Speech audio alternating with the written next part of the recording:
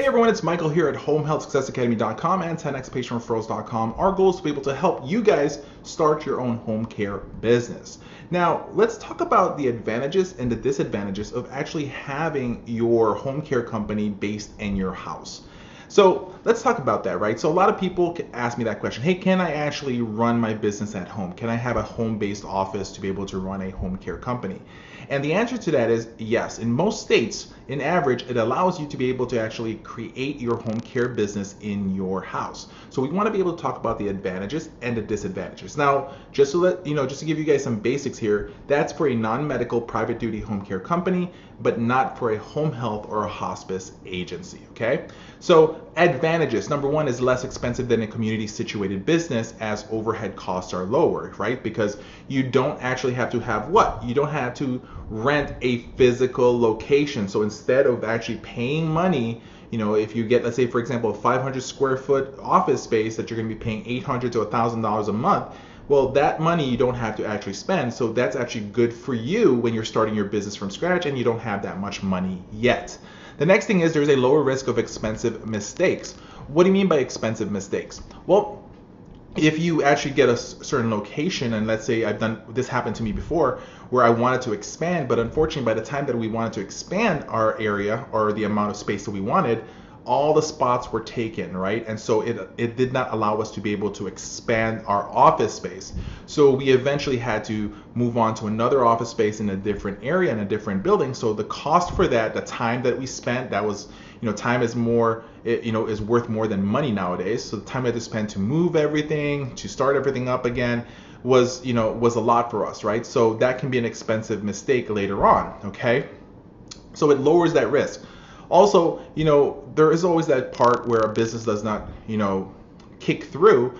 And what happens is if you're stuck with, let's say, a 5-year lease, and let's say your business unfortunately closes in 3 years, then you're stuck with another 2-year worth of lease that you actually have to pay off and you owe. So, that is another expensive mistake that can actually happen. The third thing is there's an opportunity to use household resources for business use.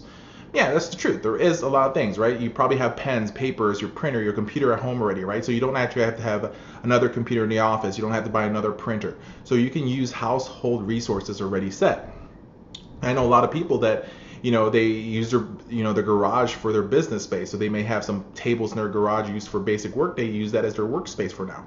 The next thing is there is a gradual startup and growth, meaning that, you're not, when you start up the business, when you don't have income coming in, when the cash flow is not there yet, you're not having to worry of paying, your lease, your monthly lease, garbage disposal, electricity, water, gas, all those additional things you don't really have to worry about. Why? Because you already are paying that as a standard thing for your own house that you're living in. The next thing is the owner can set his or her own hours. Now, I'll tell you guys one thing is that if you are going to start a business in your office, you want to be able to set a real hours. If it's a 9 to 5, work 9 to 5. Don't just all of a sudden think that you can start a business and then not put in the hours or the work. Another one thing is commuting time is reduced. Guess what? If you work for a company, right? Like for example, I used to live in Arizona, and it would take me travel time to travel about 45 minutes to go to work, right? So that means that's 45 minutes going there, 45 minutes going back. So it's an hour and a half of my day is lost just through travel time. So if you have a home-based office, well, guess what? That is saving some gas and saving some, time from not having to wake up too early just to go to work. All right. So commuting is something that you save a lot. Next thing is work can be conducted around family needs, right? So, let's say, for example, if you're working at a regular job, you're working 9 to 5, family's not around, right? So then what happens is you really have to set your schedule around because there are things that needs to be done in the family. But guess what? When you're in the office at home and something comes up, that you can decide to leave right away or handle certain businesses that you need without having the risk or having the problems from your boss or anything like that. More advantage would be like there are no assigned standards of dress codes. Now, that does not mean that you're going to go to work every day wearing your underwear, right? You're not going to go to work, or start working with the same clothes that you wore when you woke up, okay? So you still want some form of standards of dress code, but some facilities require to wear a suit, they want you to wear this, and so all that stuff that goes on is that you have additional expenditures that you have. Next thing is it provides a relatively inexpensive way to test the market, right? Means that, you're not too sure about the business, but you want to dip your toes in. It just allows you to be able to just start the company and see, hey, is it going to work out for me?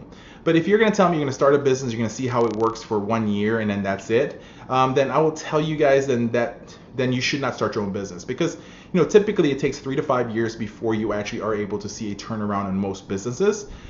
Fortunately enough for the non-medical home care company, if you actually have a good marketing plan, that you will actually be able to get your money back within a few months if you are gung-ho about marketing your company. Next thing is, the business can start off on a part-time basis. It's the same thing as the working hours or testing the markets, right? Another one is individuals who use your homes for business. You can claim a tax related expense, right? So you can actually have a write-off. And so this is something that you have to talk to your accountant and what they can advise you with. So because you're using your home as a home-based business, you can actually have a tax write-off for a certain percentage on what you're paying for your monthly lease or your monthly loan that you have for your house, your apartment, your condo, or whatever it is, okay? So those are just some of the basic advantages you have. Now, disadvantages is the business will be less visible than it would be in a commercial space. And that's the truth, right? Because it's in your home. And some communities, they don't allow you to be able to put advertising outside, and you don't really want to do that when you have a home, right? So that's one thing, is that there is no foot traffic, as they may say, or drive-by traffic. But here's the thing, guys.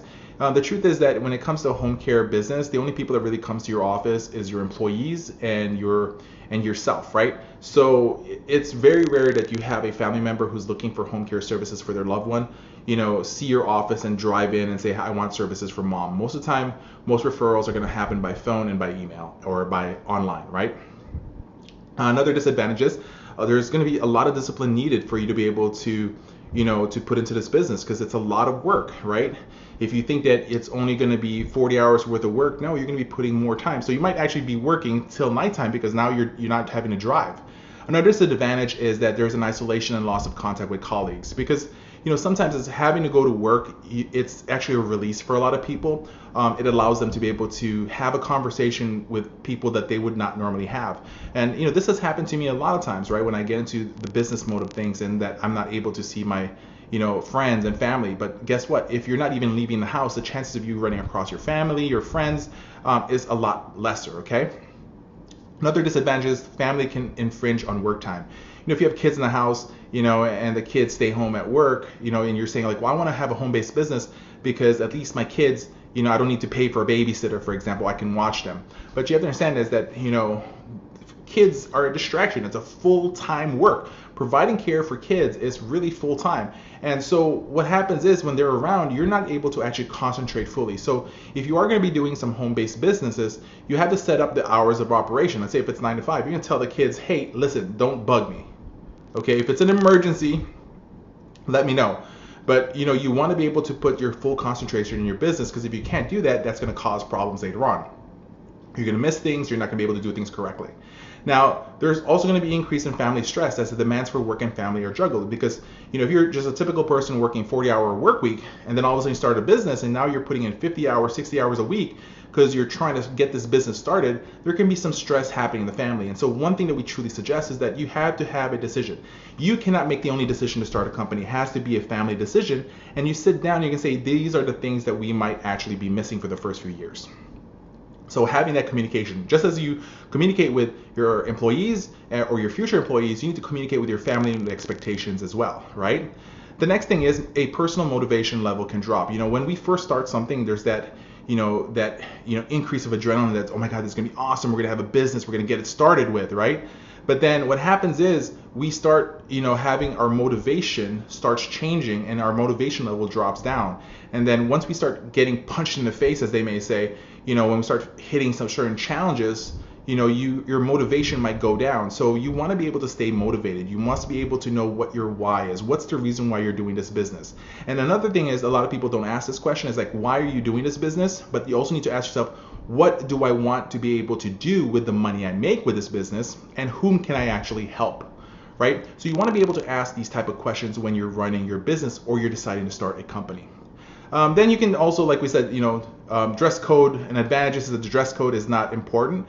So you can be sloppy a little bit with dressing. You might stop, for guys, stop shaving a little bit, stop taking care of yourself. So when you are at work, if you are having a home-based business, just because you're at home, dress to impress though, right? Be ready, be dressed, at home when you're doing your business. Another disadvantage is sometimes the professional image is compromised. Another one is existing bylaws and zoning restrictions and leases can affect development issues.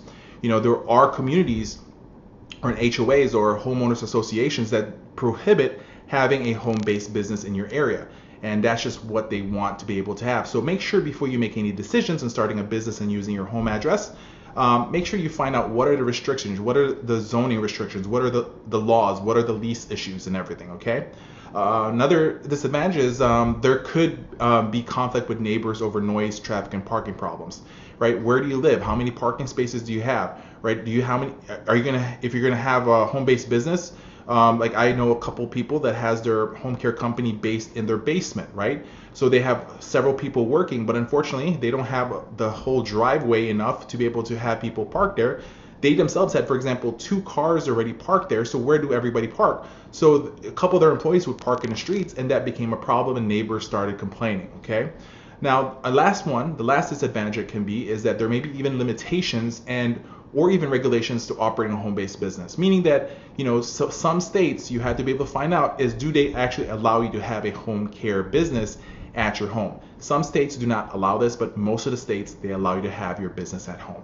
So these are the basic disadvantages and advantages that you can face when you're starting a home care company. If I missed anything, please make a comment down below. Please let us know. Don't forget to subscribe. Click the bell because you're going to get notified when we have new videos coming up. Our goal here at Home Health Success Academy is to actually provide you guys with amazing information to be able to help you guys start your own home care company. Always understand that marketing is 100% of your business, so make sure you market once you open up your business. Thank you so much, guys. Have a great day.